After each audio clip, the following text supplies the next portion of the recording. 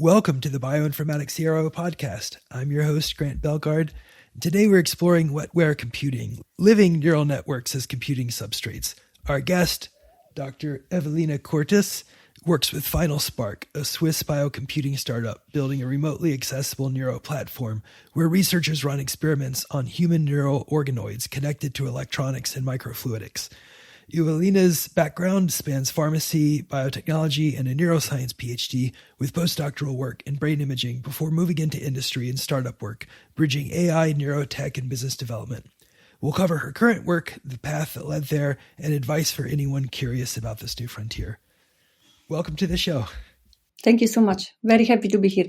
So for someone hearing about wetware computing for the first time, how do you explain what you work on and why it matters?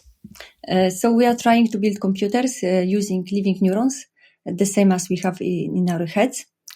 And the reason why we do this is because neurons are 1 million times more energy efficient than digital computers.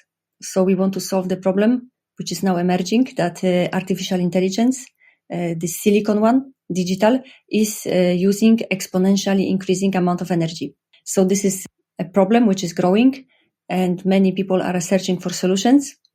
So there are two ways, basically, either alternative energy sources or alternative computing. And we are working on the second option, on alternative computing. So we try to program living neurons so that in the future we can build biocomputers, which will have as a heart, as a processor, living neurons. When you say programming living neural networks, what does that look like in practice today? So we know that neurons are producing spikes, which are can be measured by electrodes as a current, and this is the way of communication of neurons. So in the lab, we can put them on electrodes, and we can send them electrical signals, and we can also measure the response from neurons. And actually, the response from neurons in real time, you can see on our website, FinalSpark.com. There is section live, so you can see really how it looks. These spikes, this electric activity of neurons. So we basically try to send them electrical signals and we measure the response, and we would like that there is a sense between this input and output. So we would like to be able to program them in such a way, just by sending them some signals and measuring what they answer. So what elements of that are feasible with today's technology and what still feels out of reach? Well, it's relatively feasible to put neurons on electrodes and to measure the activity. Let's say it's something what is already established in the scientific world and technology. So technology is ready for this, but we don't know how to program neurons. So we don't know how to make sense of these signals which we send to them and which we receive. So that's the biggest challenge currently in biocomputing.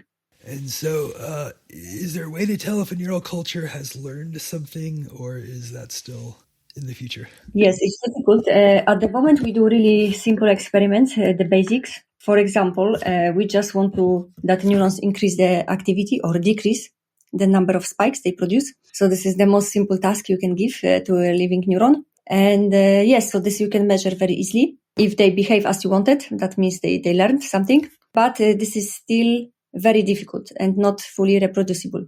And as a readout, are you focused exclusively on spikes or other phenotypes? No, on spikes always. And actually, you can measure them in many ways. You can measure them just as occurrence, yes, no. Just as this is called spike trains. So you just have a series of dots over time, and every dot is representing one spike. Or you can measure the shape of the signal. So in this case, you sample more data. So you can get exact signal how the voltage is changing over time. But we do measure only actually electrical signals from neurons, yes. We can measure also some other stuff, like, for example, the color of the medium, which is the liquid in which neurons are immersed. But this is more for monitoring.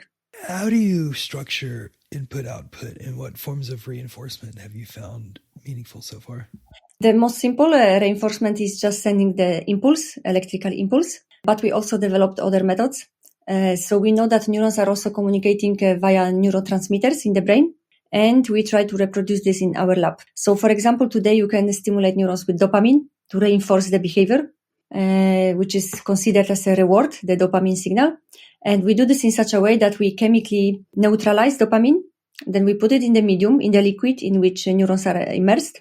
And then by just putting the UV light, we can activate the dopamine. So basically cells get immediate treatment from dopamine. And this is used also to communicate with neurons and to reinforce the behavior if they do what we wanted. What are the biggest problems you're focused on solving right now? Yes, so there are many problems. One of the big challenge is how to keep neurons alive for a very long time, because we want this biocomputer to be robust. And we know from nature that neurons can live up to 100 years even, because those which we have in our brains, they are usually the same through our lifetime, especially during adulthood. So for now, we can keep them alive on electrodes for 3 months, which is quite a lot considering the industry standards, but it's still not enough for what we wanted. But the biggest challenge is actually programming neurons. So how to learn, how to interact with them in a meaningful way. And the biggest problem here is because nobody knows really how neurons encode information. So we know quite a lot that they're producing spikes and how they process these spikes, but we do not know what they really mean. And is all this 2D or are you looking at 3D systems? So the data is 2D, the voltage over time versus time, but the structure of neurons which we have is actually 3D-dimensional because we are using neurospheres. So these are round structures of neurons, around 0.5 millimeter diameter, and they are in 3D. So yes, so the neurons are quite complex. However, the electrodes are only on the surface. How do you think about reproducibility for something like this? Well, that's quite simple. You just have to do experiments many times, and then you have reproducibility if you get the same results over time. But this is very challenging because neurons are not stable system. They are dynamic. So that means that responses can change for the same signal. So this is still challenging. But every time we say we have some results, it's only if we have repeated them many times. So for example, we managed to store 1 bit of information in neurons. So that means we have done this many times. But we have done also a lot of things which were working maybe 1 or twice, and then we don't report them. When you were starting out, you were comparing energy use and efficiency to digital systems. What's a good apples-to-apples way to compare energy usage of biological neurons to artificial neural nets?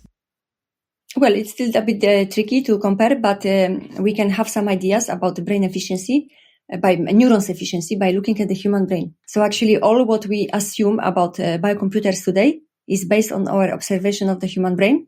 And we can see that human brain can run on 20 watts, is quite low energy consuming. But if you would like to reproduce the workings of the human brain with digital computing, you would need a small nuclear plant. So all these ideas about efficiency of neurons are based on what we see in the human brain. What milestones would convince a skeptic that wetware is more than a curiosity? Well, it's not only for the skeptic. I think it's also for us and for everyone who is following the field. So our milestones, first milestone, which is for the next 2-3 years after we receive investment, because we are currently considering accepting an investor. We are searching for 50 million Swiss francs, which is around $50 million, let's say, more or less.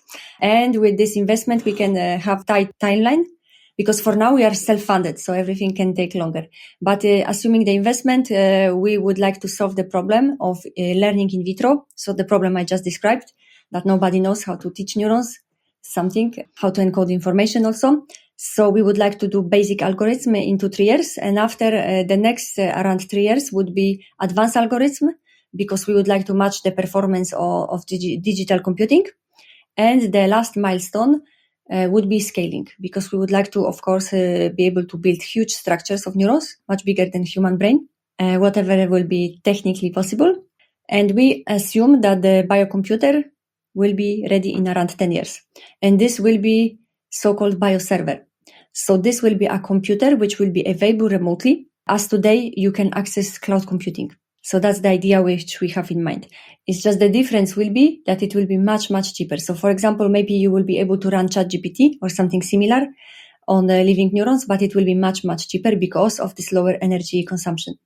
I'm just thinking about, how you would typically staff a data center and what very different skills might be required for a wetware data center, right? Your DevOps engineer role would look very different if you're having to care for living cells.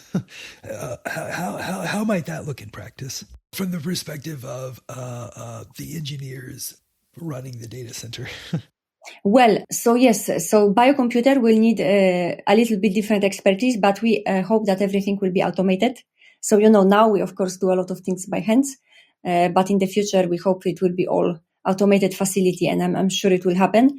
But what you need for running biocomputer is definitely biology knowledge. You have to know something about living neurons, how to keep them alive for a very long time. So, of course, coding in digital computers is important because everything is connected to digital computers. However, you need to complement this with biology knowledge about how to keep living neurons in the proper condition, because they are very demanding. They're very fragile as living cells.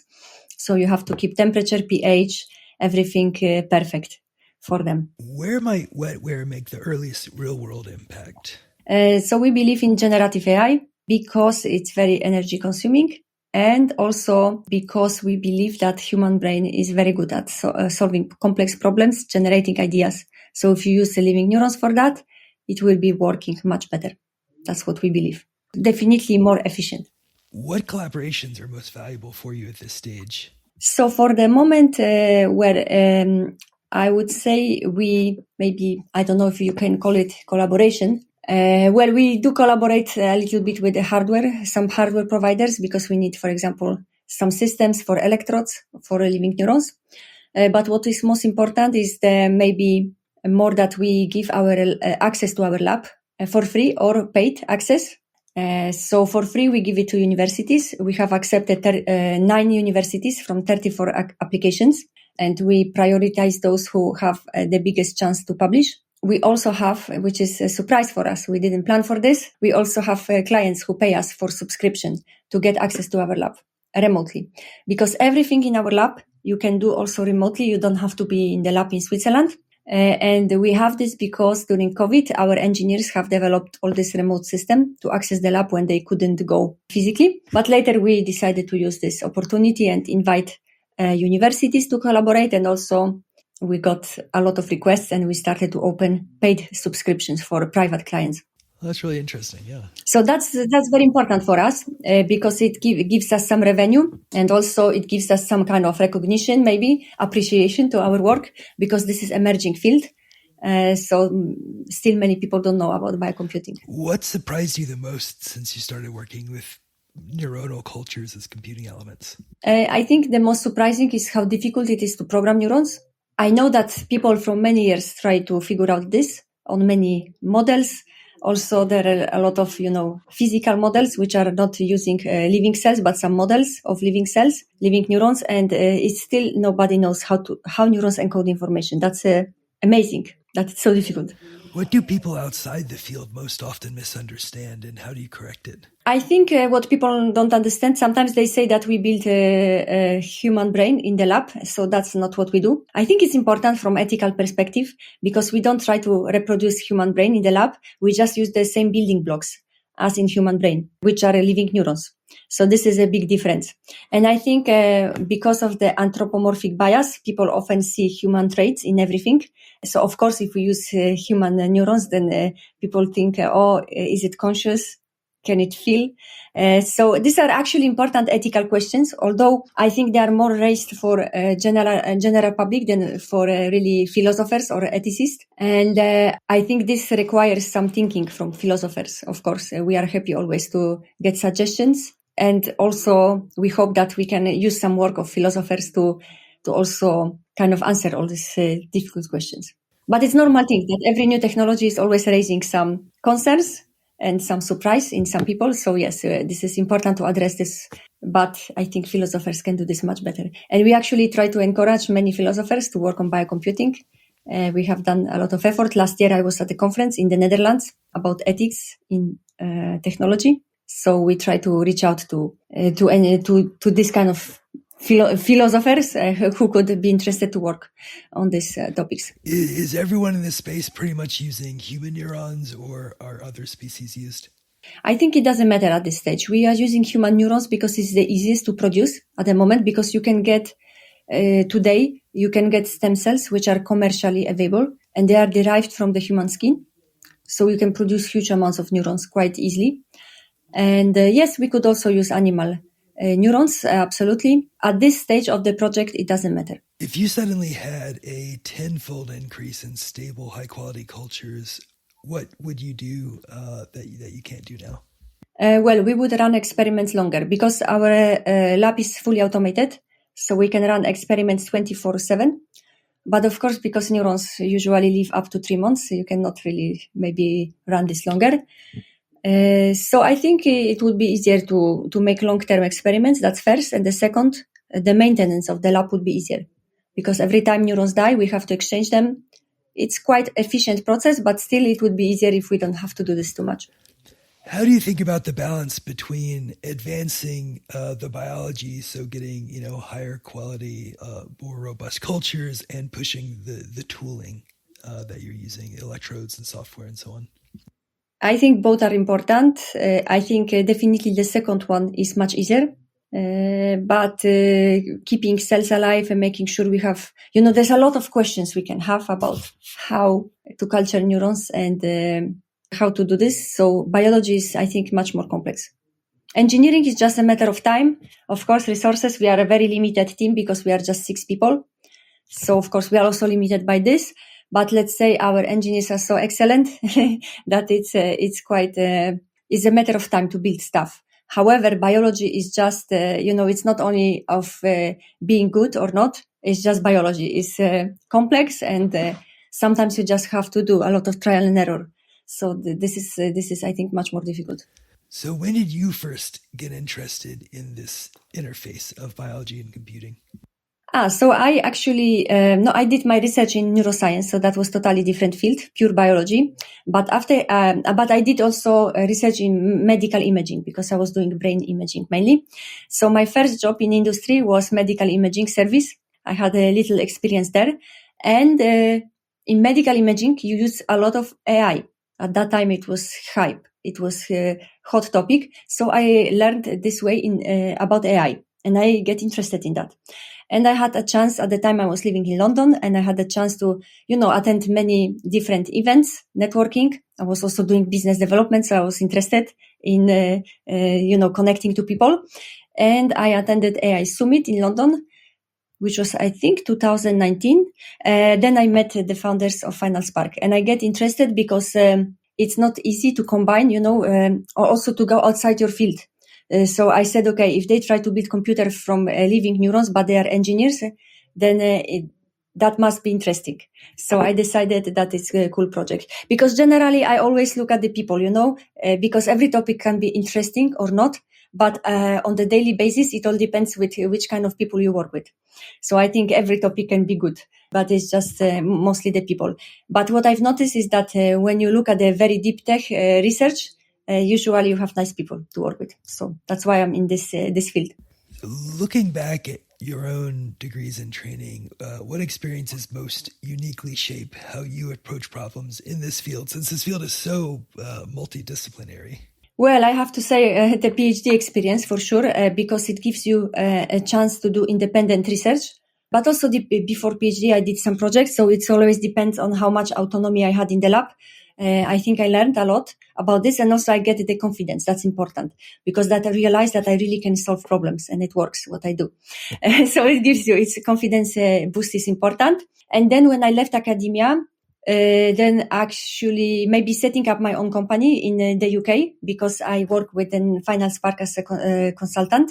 So I think that gave me a lot of experience, and it's always, yes, it's amazing, always adventure when you can do things by yourself, even if they're very small. But trying to organize, let's say, life in your own way is the best you can do, at least from my experience.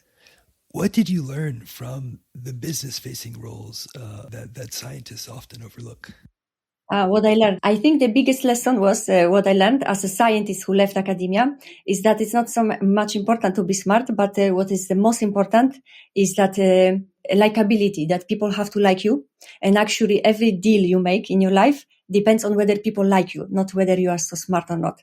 So I think this is a very big mistake, which maybe especially academics are doing because they think it's all about technical skills and being clever.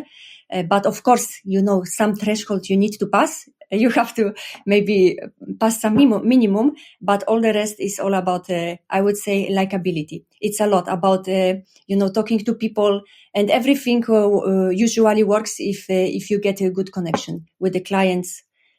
So I think that's extremely important. This, let's say, this mental part of the work, not so much technical, because technical is easy when, after PhD is easy. Yes, but mental part. How do you evaluate opportunities in emerging fields with high uncertainty? Well, you mean opportunities, the job opportunities or opportunities for us as FinalSpark? Either. I would say the job opportunities are at the moment quite slim. So if I would be an engineer and, thinking about biocomputing, I wouldn't focus only on this. I would rather think more broadly on the emerging fields because there is a lot of things growing on the intersection of neuroscience and engineering. So there are a lot of stuff, but it's not only biocomputing, it's also, for example, brain-computer interface or some other stuff. So I think it's good to look at this more broadly if someone is interested, of course, how to combine biology and engineering. And there are a lot of projects. But if you focus only on biocomputing, it's quite difficult because to our knowledge, there are only 3 companies in the world who are doing this, and all of them have limited resources. So it's quite difficult to be only in this. But I think if you like biology, if you are fascinated with biocomputing, you can also do something similar, like a brain-computer interface, for example, or maybe neuromorphic computing, depends on how much engineering, how much biology you prefer. And so that's about opportunities, the jobs. And we get a lot of actually questions from interns, potential, and from potential coworkers. But unfortunately, for the moment, we don't hire. But once we get investor, for sure, we will be searching for more people. And when it comes to opportunities for us as FinalSpark, I think it's quite interesting because when you're working on such a deep tech project, a lot of people are interested, at least to hear what you do. So that makes the work easier, I think, because when you try to promote the topic, for example, we try to reach out to journalists or podcasters like you. This is quite, I would say, maybe easy is maybe, I don't know if it's the right word, but it's, let's say, not so difficult because the topic by itself is interesting because it shows some totally different point of view on the engineering. And I think it brings added value to many discussions. So I think it's quite easy to promote, let's say, if I can say so. How do you maintain credibility while crossing disciplines? You mean myself when I cross the disciplines for biology to engineering or as a FinalSpark? For yourself, and what kind of general lessons would be in there? Okay, I would say, you always have to be prepared at least. Okay, I said that the mental part is more important in the work, but still you have to be technically prepared. You need to really know what you do. So that gives you the credibility because you can easily answer questions. And I think that's very important that you really know upside down your topic. And as a company, I think it's important to be transparent. I think, and also that's why we collaborate with universities because we want that they publish something. So there is already one publication from our free users. And this is very important to be very transparent, that people know what we have exactly, so that we are open and explain it. And also, I think scientific collaborations are helpful to getting this credibility. For a grad student or postdoc intrigued by wetware computing, what should they learn first? Depends if they're coming from biology or if they're coming from engineering. So if they come from engineering, they should learn about biology. And if they come from biology, they should learn coding and engineering. So it depends from where you're from. But it's very important in biocomputing to combine the knowledge between biology and engineering. That's the key. So if someone is strong on the computing side but new to wet lab biology, what's a realistic path for them to quickly get hands-on competence that's relevant for this space? Just to read about neurons, about how they process information. Even some Wikipedia articles are usually enough for the start. And also I highly recommend to check our website, finalspark.com. We have written a lot of blogs. And also our paper, our technical paper in Frontiers. There is only one we publish, so it's easy to find. I think checking our paper or our blog articles, it could be interesting and helpful for the beginner. To see what is important. Yes. For when you do raise money and start hiring, what kinds of portfolio pieces or proof of works would you be looking for from potential applicants? Well, for example, for sure, most of the people we will hire will be on the engineering side. Maybe there will be also some biologists. So biologists will have to have extensive experience with in vitro cell culture and how to, work with living neurons. But engineers, no, definitely we look at the coding. They have to be people who like to code and also who like hardware, because in biocomputing you have both hardware and software. So we are changing this all the time. And also a lot of signal processing, data science, because we try to search for patterns in the signals. So that's also very important. What underrated skill is a superpower in this area? Hard to say. I don't know. It depends on the person because it's so diverse. So I wouldn't say there is one thing for everyone. I think maybe if you are coding, then it's underrated that you have to know biology, for example. But it really depends where you come from. What red flags should candidates watch for when they're choosing a lab or startup in this field? Red flag. This is difficult. I don't know. I think maybe one thing you can look at, oh yes, this is something I've learned during my experience, life experience, is that you have to look at the people, for example, or the coworkers, if they are happy and relaxed. And if you are not, then you should escape. Because in the nice environment, people are happy and relaxed. And if they are not, that means that there is some pressure and maybe not very nice environment. And I think this is important. Although I have to say, also from my experience, that it's very difficult to say from the, at the beginning when you have interview. So it's very, very difficult to spot, I would say. But yes, maybe this. And also, of course, that when you have an interview, it's also you are interviewing your future employer or project. So you have to also look at this, that it's not only them to check you, but also you to check them. And another thing which I also heard that actually when you have an interview that people really want that you succeed because they want to find someone. So because usually people are very stressed and they think that interview is just to search for a bet for your weaknesses, but that's not really true because everyone wants to find a great person. So actually everyone wants that it will be successful.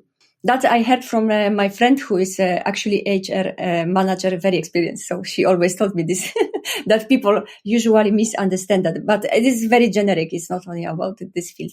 If you could go back in time and give your earlier self one piece of advice, what would it be? Be more confident. Because when I was young, I was not confident at all. I always was afraid that I will be wrong, which is not necessary. Yes. Where can our listeners go to learn more about you and your work and about FinalSpark? So we are very active on LinkedIn. We promote ourselves there as much as we can. And of course, our website, FinalSpark.com. And also on the website, you can send us requests that you are interested in the project. We also send some reading materials. So it's very easy to get in touch with us.